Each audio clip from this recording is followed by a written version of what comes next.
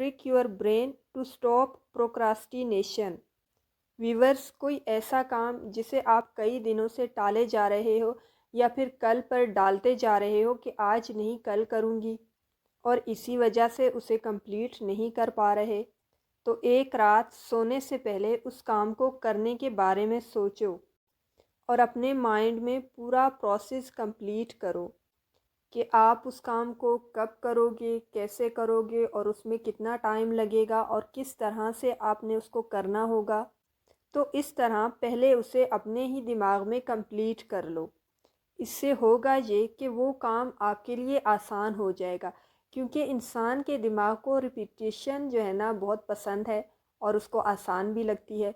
और इंसानी दिमाग हमेशा नए तरीक़ों और नए रास्तों पर चलने से परेशान होता है या उलझता है या उसे ये काम मुश्किल लगता है। तो जैसे ही आप अपने टास्क को अपने माइंड में एक बार कंप्लीट कर लोगे, तो वो प्रैक्टिकली आपके लिए करना बहुत ही आसान हो जाएगा।